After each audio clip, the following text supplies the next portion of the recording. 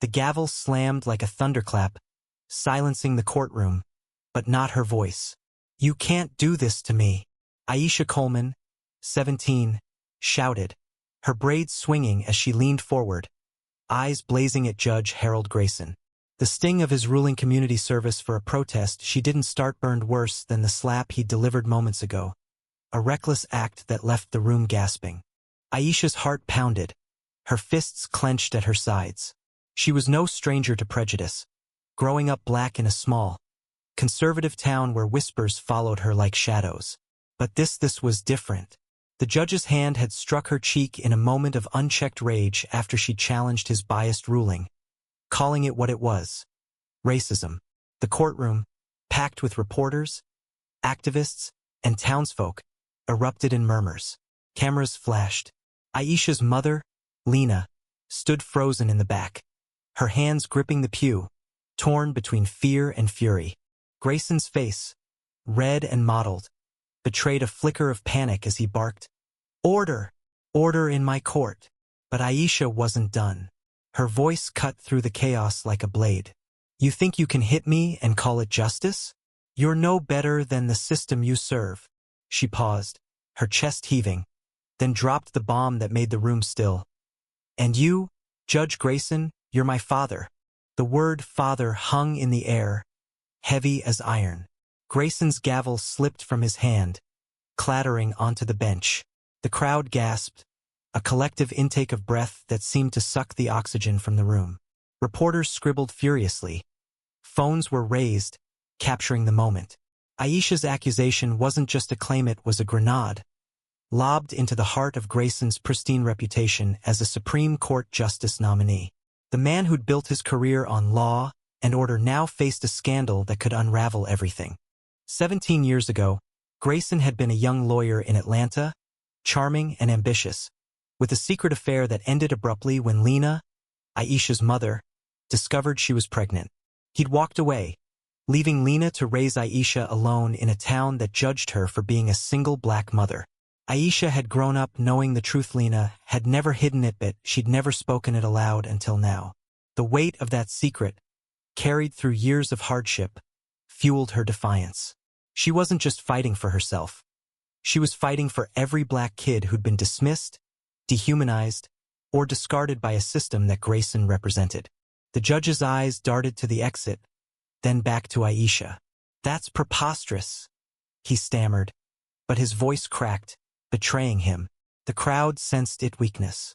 Aisha's lawyer, a wiry public defender named Marcus Tate, seized the moment. "Your Honor, if I may," Marcus said, stepping forward, his tone sharp but controlled. "My client's statement raises serious questions about impartiality. We request a recess to investigate this claim." Grayson's jaw tightened. He knew the optics were catastrophic. A white judge striking a black teenage girl in open court was bad enough. Her calling him Dad was a career ender. He banged the gavel again, weaker this time. "Recess granted," he muttered, retreating to his chambers as the room exploded into chaos. Aisha stood her ground, her cheek still stinging, but her eyes were unyielding. She'd spent her life navigating a world that saw her as less worthy, less capable, less human. The town of Willow Creek, with its manicured lawns and whispered slurs, had never let her forget her place. She'd been 12 when a teacher called her trouble for questioning a history lesson that glossed over slavery. 14 when a cop stopped her for looking suspicious while walking home from the library. And now, at 17, she'd been arrested at a peaceful protest against a Confederate statue, charged with inciting a riot, when all she'd done was hold a sign that read, "Justice for All." The protest had been her breaking point. Willow Creek's mayor had doubled down on keeping the statue, a looming bronze figure of a Confederate general that cast its shadow over the town square. Aisha and her friends, part of a youth activist group called Rise Up, had organized a march. It was peaceful until counter-protesters showed up, shouting slurs and waving flags. The police, quick to protect the statue, arrested Aisha and 3 others, all black, while letting the white agitators walk free. The charges were flimsy, But Grayson's courtroom was known for its harsh rulings against troublemakers. As the recess stretched on, Aisha sat in a holding room with Marcus, who was furiously typing on his laptop. "You sure about this, Aisha?" he asked, his voice low. "Calling him out like that, it's a big move. Dangerous." Aisha's lips pressed into a thin line. "He doesn't get to hide anymore. Not after what he did." Marcus nodded, his eyes scanning the room for listening ears. "We've got a shot to turn this around, but we need proof. Your mom's got to corroborate this." Lena, who joined them, looked worn but resolute. "I've got letters," she said quietly. "From him back then. He wrote me when I told him I was pregnant. Begged me to keep it quiet. Promised he'd help if I did." Her voice dripped with bitterness. "He sent money once, then nothing. I kept those letters, though. Every word." Aisha reached for her mother's hand, squeezing it. The pain of abandonment had shaped them both, but so had their resilience. Lena had worked 2 jobs to keep Aisha in school, to keep her dreaming beyond Willow Creek's narrow borders. Aisha, in turn, had channeled her anger into activism, her voice growing louder with every injustice she faced. Back in the courtroom, the tension was palpable as Grayson returned to the bench. His face was a mask of control, but his hands trembled slightly as he shuffled papers. The reporters were relentless, their questions shouted over one another. "Is it true, Judge? Are you her father?" Grayson ignored them, but the weight of their scrutiny was crushing. Marcus stood, holding a folder. "Your Honor, we have evidence supporting my client's claim correspondence from you to Ms. Lena Coleman, dated 17 years ago. We move for your recusal due to a clear conflict of interest." The crowd buzzed. Grayson's eyes narrowed, but he didn't respond immediately. Instead, he turned to Aisha, his gaze cold. "You think you can ruin me with this stunt?" he said, his voice low but audible. "You have no idea what you're up against." Aisha met his stare, unflinching. "I'm not afraid of you. I'm not afraid of the truth." The room held its breath. For a moment, it was just the 2 of them, father and daughter, judge and accused, oppressor and rebel. The power dynamic that had defined Grayson's career, his ability to silence and control, was crumbling under the weight of Aisha's courage. Marcus pressed forward, his voice steady. "Your Honor, your actions today striking a minor in open court violate every principle of judicial conduct. We're prepared to escalate this to the State Ethics Board and the media unless you step down from this case." Grayson's composure cracked. He leaned back, his face pale, as if realizing the depth of the hole he'd dug. The letters, if authentic, would confirm Aisha's claim. The slap, caught on camera, was already trending on X, with hashtags like Justice for Aisha and Grayson Resign gaining traction. The public was watching, and they were angry. Aisha's mind raced. She'd never wanted Thisto be the center of a national firestorm. All she'd wanted was fairness, a chance to be heard. But now, with the world watching, she felt the weight of something bigger. This wasn't just her fight. It was for every kid who'd been profiled, every family torn apart by systemic bias, every voice silenced by power. As the hearing resumed, Grayson's voice was strained. "This court will take the motion under advisement," he said, avoiding Aisha's gaze. "We're adjourned until tomorrow." He fled the bench, leaving a stunned silence in his wake. Outside, the courthouse steps were a circus. Protesters chanted Aisha's name, holding signs that read, "No justice, no peace." Reporters swarmed Lena, who stood tall, her arm around Aisha. "My daughter is not a criminal," Lena said, her voice breaking but firm. "She's a fighter, and we're not backing down." Aisha felt the cameras on her, the eyes of strangers who saw her as a symbol. But she was still just a girl, one who'd grown up too fast, carrying secrets and scars. As she looked at the crowd, she saw a mix of faces, black, white, young, old, united in their demand for change. For the first time, she felt a flicker of hope. That night, in their small apartment, Aisha and Lena sat at the kitchen table, the letters spread out before them. Yellowed and creased, they were a testament to Grayson's cowardice and Lena's strength. You did good today, Lena said, her eyes soft. But this is just the start. He's got power, Aisha. They always do. I know, Aisha replied, her voice steady. But so do we. The next day, the courtroom was packed to capacity. Grayson's absence was conspicuous. A substitute judge, a woman with kind eyes, took the bench. In light of recent developments, she began, Judge Grayson has recused himself from this case.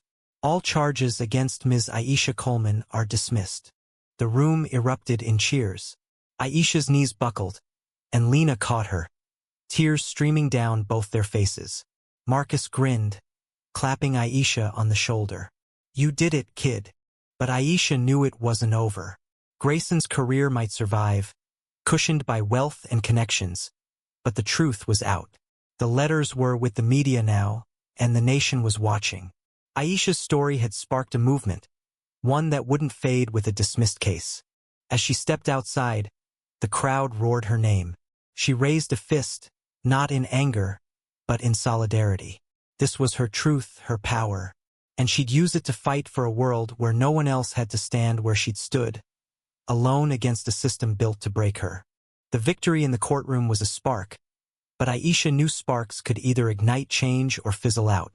She and Lena returned home that evening to a flood of messages, supportive texts from Rise Up members, emails from activists across the country, and even threats from anonymous trolls. The letters exposing Grayson's past were now with a major news outlet, and by morning, they were plastered across every platform. Headlines screamed, Supreme Court nominee's secret daughter? And judge's assault on black teen sparks outrage. X was a battleground, with Justice for Aisha trending alongside vitriolic posts defending Grayson as a pillar of justice. Aisha scrolled through the posts, her stomach churning. Some called her a hero. Others branded her a liar, a troublemaker, or worse. The weight of being a symbol was heavier than she'd imagined.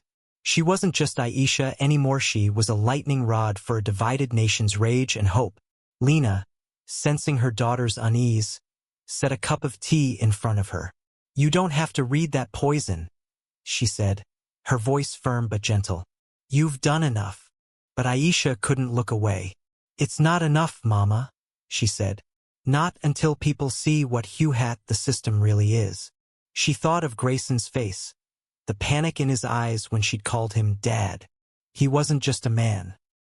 He was a cog in a machine that churned out rulings to protect the powerful. Exposing him was personal, but it was also bigger than her. It was about every black kid who'd been profiled, every family dismissed by a courtroom's cold indifference. The next morning, Marcus called with news. Grayson's team is in damage control, he said. They're claiming the letters are forged, saying you're a disturbed teen with a vendetta. But the media's digging. They've got handwriting experts, and Lena's testimony is airtight. This isn't going away. Aisha nodded, gripping the phone. She'd expected pushbackmen like Grayson didn't fall easily. But the truth was on her side, and the public's anger was growing. Willow Creek, meanwhile, was fracturing. The Confederate statue, the protest's flashpoint, became a rallying point for both sides. Rise Up organized a vigil, demanding its removal, while counter-protesters gathered, waving flags and shouting about heritage. Aisha attended the vigil, flanked by her friends Tasha and Jamal, both Rise Up members who'd been arrested with her. The air was thick with tension, police lights flashing in the distance. Aisha held a megaphone, her voice steady despite the hecklers. This statue doesn't represent history, she said. It represents hate, and we're done letting hate win. The crowd cheered, but across the square, a man in a red cap shouted, Go back to where you came from. Tasha grabbed Aisha's arm, whispering, Ignore him. But Aisha couldn't. She turned, locking eyes with the man. I was born here, she said, her voice carrying over the megaphone. This is my home, and I'm not going anywhere. The crowd roared, drowning out the heckler. For a moment, Aisha felt invincible. But invincibility was fleeting. That night, someone threw a brick through their apartment window. A note tied to it, Leave or else. Lena called the police, but their response was lukewarm. citing insufficient evidence to investigate. Aisha's anger boiled over. "They don't care, Mama," she said, sweeping up the glass. "They never do." Lena's face was tight with worry, but she nodded. "Then we keep fighting. For you, for us, for everyone." The next week was a whirlwind. Aisha and Lena were invited to a national talk show, their story too big to stay local. On the set, under blinding lights, Aisha faced a host who probed gently but relentlessly. "Why now, Aisha?" the host asked. "Why reveal this secret in court?" Aisha took a breath, her hands steady. "Because he hit me. Because he thought he could silence me. Because the system he represents has been silencing people like me my whole life." The audience applauded, but Aisha saw the skepticism in some faces, people who doubted her, who clung to Grayson's narrative of a model judge. Backstage, Lena hugged her tightly. "You're braver than I ever was," she whispered. Aisha shook her head. "I got it from you." They laughed, a brief release of tension, but the weight of what lay ahead loomed large. Grayson's legal team had filed a defamation suit, claiming Aisha and Lena were extorting him. The letters, now verified by experts, were their shield, but the battle was far from over. In Willow Creek, the statue debate reached a boiling point. The town council, pressured by protests and national scrutiny, voted to remove it. Aisha was there when the crane lifted the bronze general from its pedestal, the crowd a mix of cheers and jeers. Tasha, standing beside her, grinned. "We did this, Aisha. You did this." But Aisha's eyes were on the counter-protesters, their faces twisted with rage. Change was coming, but not without a fight.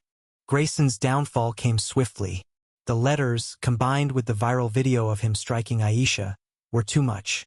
The Senate Judiciary Committee, reviewing his Supreme Court nomination, postponed their vote, then quietly dropped him. News outlets reported he'd resigned from his judgeship, citing personal reasons. Aisha watched the announcement on TV, her heart pounding. It wasn't justice, not fully, but it was a start. She expected to feel triumphant, but instead, she felt hollow. Grayson had never reached out, never apologized, never acknowledged her as his daughter. The man who'd shaped her life through absence was gone, but the scars remained. She thought of the brick, the slurs, the cop who'd stopped her at 14. Grayson was one man, but the system he served was still standing. Aisha channeled that hollowness into action. Rise Up grew, drawing members from across the state. She spoke at rallies, her voice growing stronger with each one. "This isn't about me," she'd say. "It's about us. About building a world where no one's judged by their skin, where no one's silenced for speaking truth." Her words resonated, shared across X and beyond, inspiring some and enraging others. The threats didn't stop, but neither did she. Lena, too, found her voice. She started a local support group for single mothers, sharing her story to empower others. "I kept his secret too long," she told Aisha one night, her eyes fierce. "No more." Together, they rebuilt their lives, their apartment now a hub for activists and friends. The broken window was fixed, but Aisha kept the brick as a reminder. Hate was real, but so was their strength. Months later, Aisha was invited to speak at a national conference on racial justice. Standing before a crowd of thousands, she felt the weight of their eyes, some skeptical, some hopeful, all listening. "I didn't choose this fight," she began, her voice clear. "It chose me. When I was born, the world saw a black girl and decided my worth. When I spoke up, it tried to silence me. But I'm still here, and so are you. We're not just fighting for justice. We're fighting for a future where no one has to." The applause was deafening, but Aisha's focus was on a group of teens in the front row, their faces mirroring her own at their age, angry, hopeful, ready. She stepped off the stage and hugged them, feeling the torch passing. Back in Willow Creek, the town square now held a plaque honoring local civil rights pioneers, a small but hard-won victory. As Aisha and Lena walked home that night, the stars above felt brighter, the air lighter. They'd faced a giant and won, not just for themselves but for countless others. The system wasn't broken yet, but it was cracking, and Aisha knew she'd spend her life widening those cracks. She thought of Grayson, now a footnote in her story, and felt not anger but resolve. He'd given her life, but she'd given herself purpose. The world was watching, and the conversation was far from over. Where do you stand on justice, on truth, on a community divided by its past? Share your voice because change begins when we speak.